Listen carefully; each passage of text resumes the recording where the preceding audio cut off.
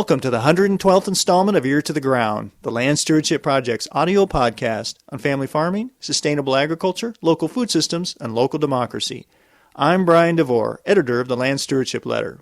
In Ear to the Ground episodes 94 and 95, we featured Look Who's Knockin', a one-act play developed by the Land Stewardship Project. The play raises questions around land ethics and the moral dilemma posed by wanting to get top dollar for selling one's land while desiring to help the next generation of farmers get started farming. Created out of numerous interviews and real-world stories of both beginning and retiring farmers, the play uses humor, storytelling, and the common everyday tension in an elderly farm couple's relationship to prompt personal reflection and community discussion in the audience. The play features Gerald and Nettie Dietrich, who over the past 50 years have built up an award-winning conservation farm. They're now struggling with whether to sell it to a large cash cropper in the neighborhood for top dollar, or give a young couple an opportunity to launch a new, diverse farming enterprise. During the past 12 months, LSP has been presenting Look Who's Knockin' performances in southeast Minnesota, western Wisconsin, and most recently, western Minnesota. After each performance, LSP organizers lead audience discussions about the issues brought up by Gerald and Nettie. Audience members also talk about what steps can be taken to help the next generation of farmers get access to farmland. On a recent wintry Sunday afternoon, I attended a Look Who's Knockin' performance in the western Minnesota community of Madison. After the play, local farmers and other rural residents of all ages held a spirited discussion about the future of family farming in the region. After the discussion, I chatted with Carmen Fernholz, a local farmer who directed the play during its run in western Minnesota. Look Who's Knockin' hits close to home for Fernholz, who's 68. He and his wife Sally began farming in the Madison area in 1972. And over the years, they've emerged as pioneers in organic crop production. Continuing the farm's legacy is important to Carmen and Sally, and in recent years, they've begun discussing the future of the operation with their 4 adult children. Carmen and I talked about some of the issues the play brought up and how the Fernholz family is preparing for the future. Sally and I have been farming since 1972. We started out with about 80 acres, and then over the next 15 years accumulated an additional acreage, which today is right at about 450 acres, including owned and rented. Of that, about 300 is tillable. And I just had to add this little sidebar because it's something interesting, something I never thought of when I started farming. But in the recent past, I'm talking the last 2 or 3 years, I've had several people come up to me and ask me very pleadingly if I would rent their land so they could keep it organic. Some of the issues that Nettie and Gerald brought up, and then some of the issues that were brought up in the discussion afterwards, it sounds like they really resonate with you personally, with your situation, and with the community at large. Are you seeing your generation of people who maybe got started in the 70s really starting to wrestle with this situation of the legacy that you're going to leave here in the future? Yes, I think we are really starting to wrestle with it. And it's interesting because I started farming in 1972, as I said, and it was from that period of early 1970s through the early 1980s, we had a spike in good farm prices. And what happened over just a short period of time is a lot of people my age saw an opportunity to come back and start farming in some relation with their family or get involved and have access to some land. Well, people my age now, 68, we are starting to look at what are we going to do, because obviously we're not going to be farming anymore. So there are a good number of people my age who came into farming in the early 70s and now have to see how they're going to be able to phase out. So it is something I think very pertinent to today's farming community. And we had a good discussion after the play here about some of the barriers to maybe passing that on that farm to a younger generation, and then also some ideas for maybe how that could be done. What were some of the things that struck you as far as what people were talking about, as far as some of the barriers, I guess, that really hit home with you? It definitely hit home with me, the barriers. And I think the first one that really comes to mind is especially in the last 18 months, the escalating price of farmland, obviously brought on by the higher grain prices that we've experienced and now the livestock prices. It seems to put the pressure on, and it's really putting the pressure on people my age who are looking at where we can go and what we can do to assure our being taken care of into the future. But how do we pass this on to the rest? It's something very disturbing, I guess you might say. But the other thing that I think started coming out besides the price or the cost of land is just the cost of equipment. When we look at, obviously, state-of-the-art combine, big combine, obviously. I was talking to a dealer the other day. We're talking $750,000 for a piece of equipment that you might use 2 weeks to 3 weeks out of the year. Now, obviously, you don't need that kind of equipment, but the thing that's behind that is the machinery manufacturers are making equipment geared for large acreages as well. And it kind of falls into place. The transportation system is geared towards that. The marketing system, and all of that is geared to the larger operations. So younger people see that and they're like, well, that's the only way I'm going to get into agriculture. And so it doesn't really look like an option right now. There was a couple ideas that were thrown around. People were talking about creating trusts, that type of thing. And one of the things that struck me was situations where maybe farmers of your generation, and it sounds like you're kind of in this situation too, who don't have kids who are interested in taking over the farm, and yet they want to have some kind of an option where maybe they can still keep that in the family in case there's a future generation, grandkids or whatever, or somebody else maybe in the neighborhood who is interested in coming in and taking over the farm. That's a really interesting take on it, because if you do lose, it's like there's a gap there, and if you can somehow get over that gap, there's some real possibilities, because we do seem to sometimes see that where it's not the kids, but it's the kids of the kids, that kind of thing.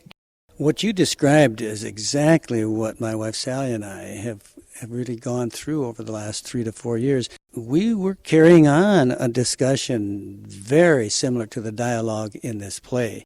And over that period of time, we did talk to planners, we talked to lawyers, we read a lot of things. I have to say that some of the farm magazines have a lot of good information in them today dealing with this.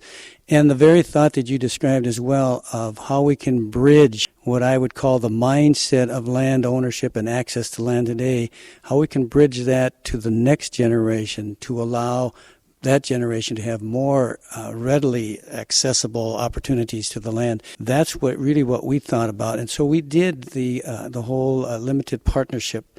And what we're in the process of doing is gifting the land to our children. And in a sense, putting the responsibility then onto them to see how they can, in fact, move the access of land to the next generation. What we call is a limited partnership. The term that we usually use is gifting. Tax laws say that you can gift up to currently $13,000 per spouse per child. And so what we did is put in sort of theoretical value on the land that we've got. And so then we can gift a portion of that each year over a 5 to 6 year period, because that's how long it would take. Because basically what we've got is we figure the land close to $1 million worth right now. And so we're gifting that over that period of time. And what it does then, it protects the land from being taken away from us.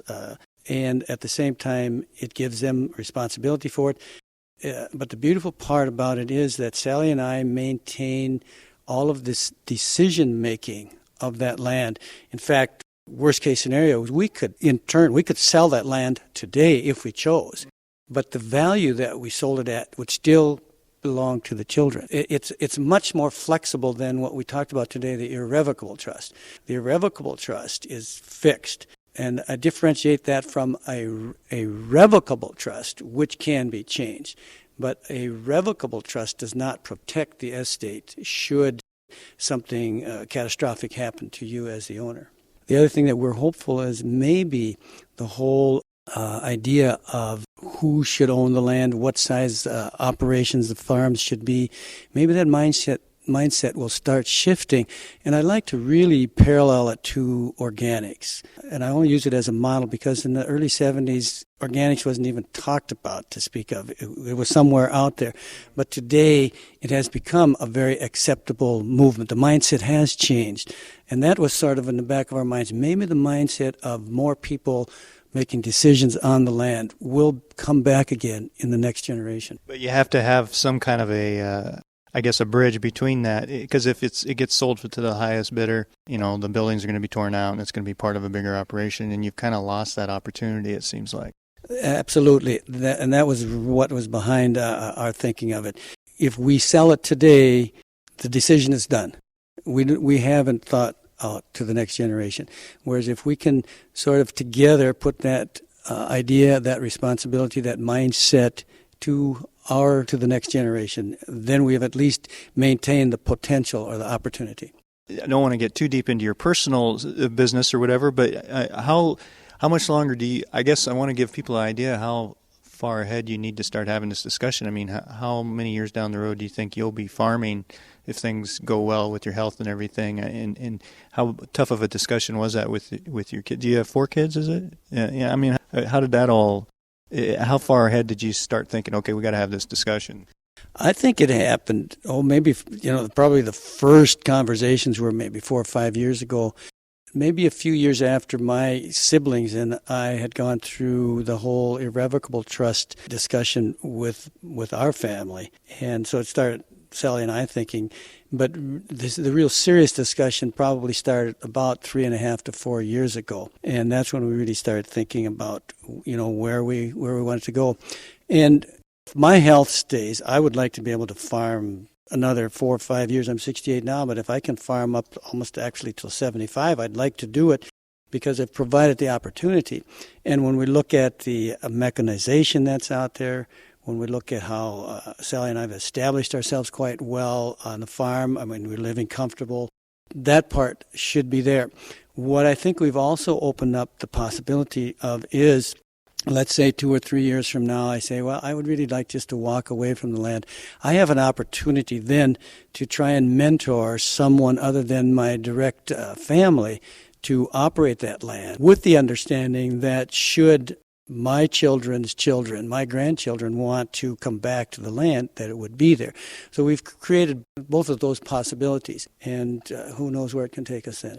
I wonder if part of this, on the more positive side, there is a lot of barriers out there, but with this huge interest in local foods, organics, we had a couple of young farmers here, not as many as we like, but, there was a few here who had some, seemed to be a lot of energy there. If that if a lot of this, a lot of the ways of removing barriers is if some farmers of your generation can see that energy out there and go, okay, there is an interest out there. We aren't the last of a dying breed kind of thing. That's exactly right. And I think that's what's excited me about the whole local foods movement, if you want to call it that. I think we're starting to create an interest again in food.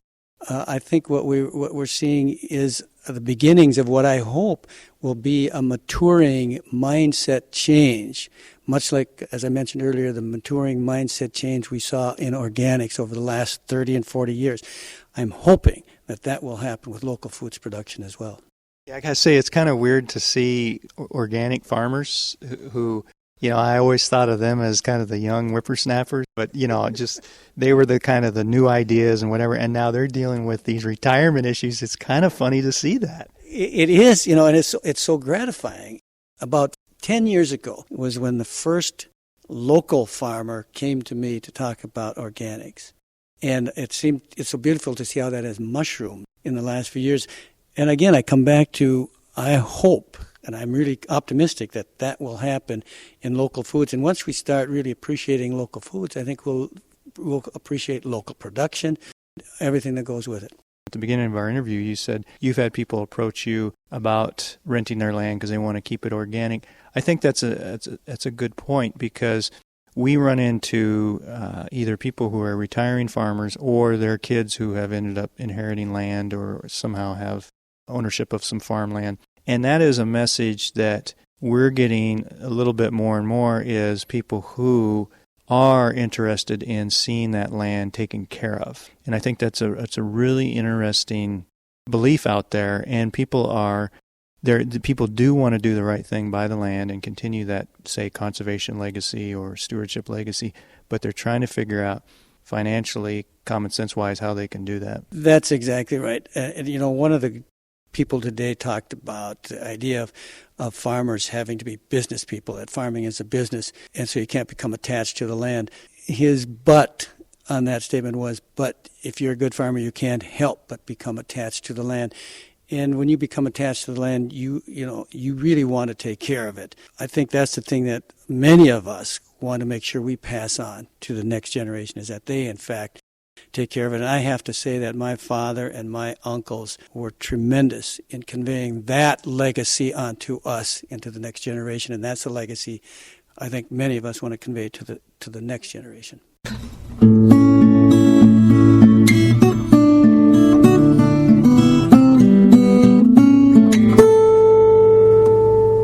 For more information on Look Who's Knockin', see www.landstewardshipproject.org.